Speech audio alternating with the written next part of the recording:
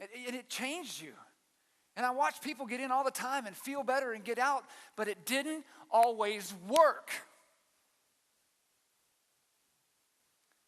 And day after day, and week after week, and month after month, and year after year, I just lay down in this, next to this sea of human filth and sickness.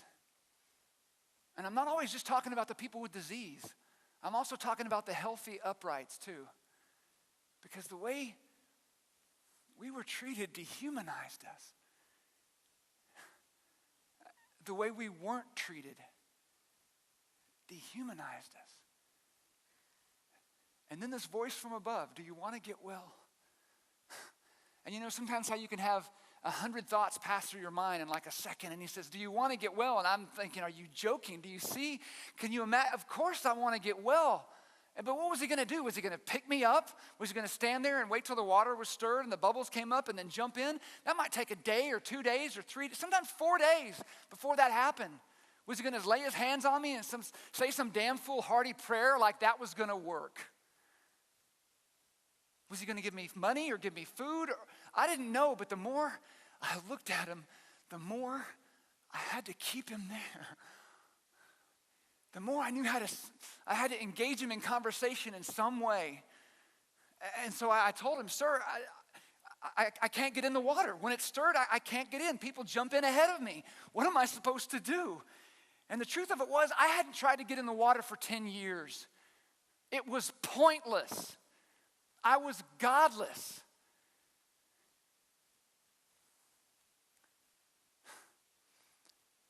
And then power, strength, energy, I don't know exactly how to still can't explain it. Something came through my body. It was like I was being reborn again, and I wasn't even in the water. It wasn't the water. And I know I'm kind of old for this, but I just felt like a kid. I just wanted to race the wind and take off like kids do. You know those pagan gods that are like half human torso and the rest of them are a stallion? I just wanted to race. And I'm still really embarrassed to say it to this day, but I never thanked the man. I never thanked the man. I just picked up my mat and I just ran. All the way around the temple wall, all the way to the other side. And you know, for all day, of all days for this to happen, get this, I get pulled over by the religion police. And they start talking about some rules and the Sabbath law and all this, how you can't work on the Sabbath. And evidently I'm carrying the only possession that I have around with me, and I can't walk around with it because that's work, like I'm going to know because I've never walked before. So I tell them the story. I tell them about this man who came over to me and what I just told you. And then they start talking about him. They start using words like Messiah and these other words and about what he's been doing, and similar things have been going on in the community. And I'm listening in, and they start talking about what they should do about it. And of course, you all know what they did about it. And that's why you're here. And I love this part of the story. For the first time in my life, I just walked away. Sometime later, I found myself back in the temple, and Jesus found me. Thank God he found me in the temple. Some redeeming quality about me. And he said something to me that I will never forget. He said, now that you're well, see to it that your sin doesn't lead you someplace worse. Now that you're well, see to it that your sin doesn't lead you someplace worse. And I thought about that just a really long time. And you know, my sin wasn't what made me crippled. Believe me, I gave up that theology a long time ago. As soon as I could walk, I think I gave that up. My sin wasn't what made me crippled. My sin was what kept me from being faithful. My sin was what kept me from helping all those people that lined themselves around this pool. My sin was what kept me so selfish and so cynical. My sin was what kept me from leaving any room for hope. And listen, Hope rarely comes when you stop looking for it. It's rare for hope to find you if you're not looking for it. But Jesus came to me. He came to me and he reminded me that God doesn't forget about his people.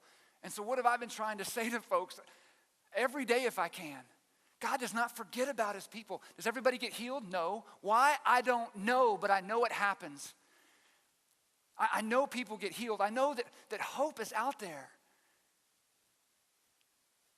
Haven't you ever heard about a healing or heard about some incredible transformation that takes place and nobody can explain why? Not the smartest person in the room, not our physicians, not our religious leaders. Nobody can explain something that they hear about that's happened. And you know, the best I can figure is this, is, you know, if everybody got healed all the time, then where would the need for faith be? You wouldn't need to have faith if everybody got healed all the time, every time. If every situation and every person always would heal, it would be more like puppetry, and that we would all be just controlled and we wouldn't have to make any decisions because everything was perfect. We wouldn't have to pray for healing or ask for healing because everything would be fine. And see, faith would never have needed to be a part of the creation then, but it was. But it is. And more than anything, faith is the one thing that separates us from all of the rest of creation. More than anything, faith is what separates us from the animals and everything else. More than anything, we have the capacity to help each other. To help each other. But we've got to let the healer heal us. We've got to let the Spirit come to us. The Spirit of Christ come into us. What could I have done? How many people could I have helped if I would have just stayed close to the Master? You know, later on, Jesus said this. He said, "By this shall all people know that you are my disciples, that you love each other."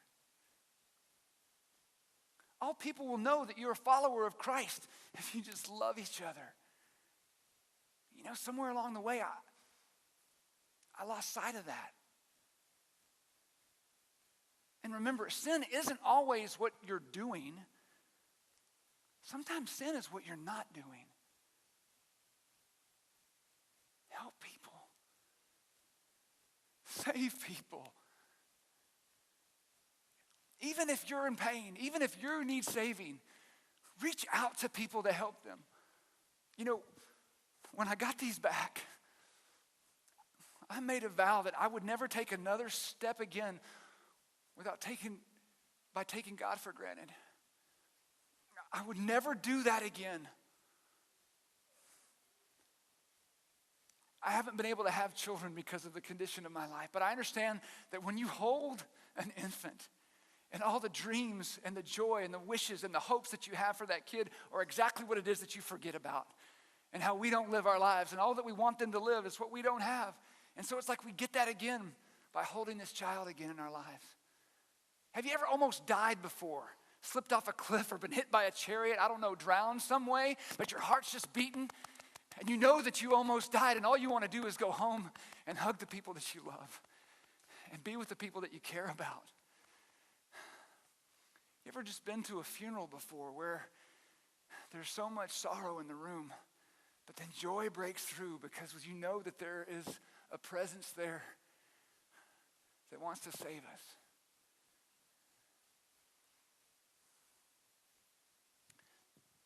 I don't know how you came in here tonight. I don't know the condition of your life.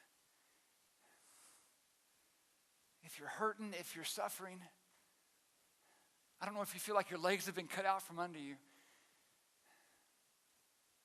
But there is healing. There is hope.